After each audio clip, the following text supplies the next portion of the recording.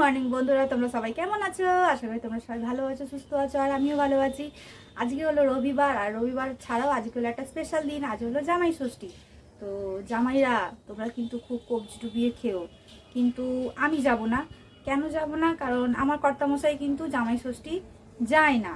মানে যত বছর বিয়ে হয়েছে তত বছর থেকেই কিন্তু যায় না।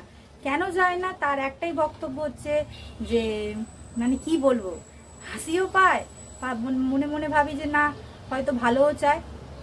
বলে কি যে শ্বশুর মশাই অনেক কষ্ট করে তো ইনকাম করছে, সেই ইনকামের টাকা গিয়ে ওই কবজি ডুবিয়ে সে অনেক বাজার করবে, মাছ মাংস সব নিয়ে আসবে।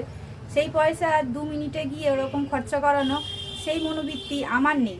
আমার বাবাও যায়নি কখনো, আমিও যাব না। তো সেই কারণের জন্য কিন্তু জামাই ষষ্ঠী যায় না। তো যতই হোক মা বাবার একটা আফসোস থাকে, আমার মা বাবার বলছি, সেই জন্য তারা কিন্তু যতটুকু পারে অল্প করে আর কি রান্না করে নিয়ে চলে আসে। আমার বাড়ি থেকে আমার শ্বশুর বাড়ি বেশি দূরত্ব নয়, তো সেই জন্য চলে আসে। আর যতটুকু ওই বাড়িতে গেলে হয়তো আরও 5 পদ করে খাওয়াতো, কিন্তু 5 পদ আমার বর কিন্তু খাবে না।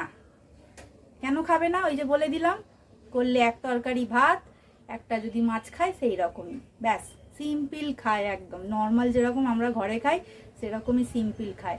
মায়ের ইচ্ছা থাকে তবু মা একটুখানি এসে দিয়ে যায়, সেই জন্য আজকে আমার রান্নার ছুটি। বুঝতে পারলে?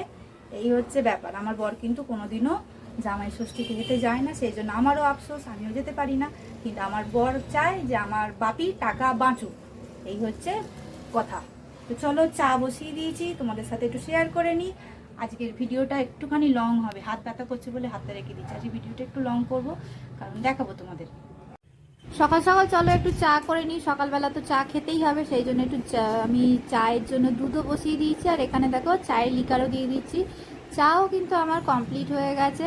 এরপরে চলো চা খাবো, চা খেয়ে তারপরে বাকি কাজটুকু করবো, কারণ আজকে তো সেরকম আমার কোনো রান্নার চাপই নেই। চলো তোমাদের একটা জিনিস দেখাই। এই দেখো গাছের ফুলগুলো কি ভালো লাগছে, তাই না? বেশ ভালো লাগছে বলো? কালারগুলো 3 রকমের কালার আছে, দেখো এখানে কি ভালো লাগছে বলো? বেশ ভালো লাগছে। পিঁপড়ে হয়েছে, কি করে যে পিঁপড়েগুলোকে তাড়ানো যায়, দেখো, দেখতে পাচ্ছ গাছে পিঁপড়ে হয়েছে। পিঁপড়ের জন্যই না অর্ধেক গাছ সব শেষ হয়ে যাচ্ছে। আমাদের কারেন্ট নেই তো, আমাদের কি হবে? আমাদের কি হয়েছে বলে দাও তো একটু। আমাদের কি হবে তাহলে? কি হবে আমাদের তাহলে? আমাদের লোডশেডিং হয়ে গেছে।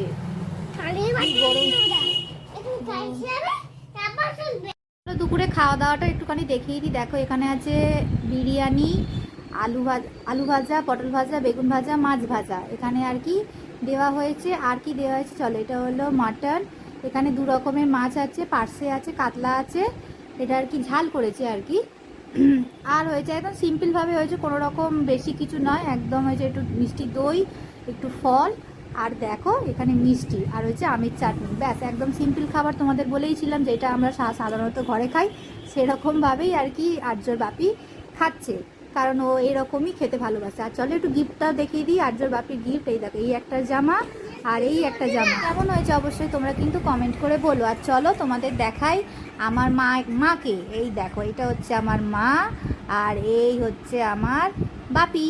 তো চলো সন্ধেবেলা আমার মাকে বাপিকে দেখিয়ে দিলাম। ভিডিওটা তোমরা যে এতক্ষণ ধৈর্য ধরে দেখলে, তোমাদের অসংখ্য ধন্যবাদ। আর রাতের খাওয়া দাওয়াটা হচ্ছে দেখো, মিক্সড ফ্রাইড রাইস আছে, আর আছে চিলি চিকেন। তো আজকের জামাই ষষ্ঠী ব্লগটা কেমন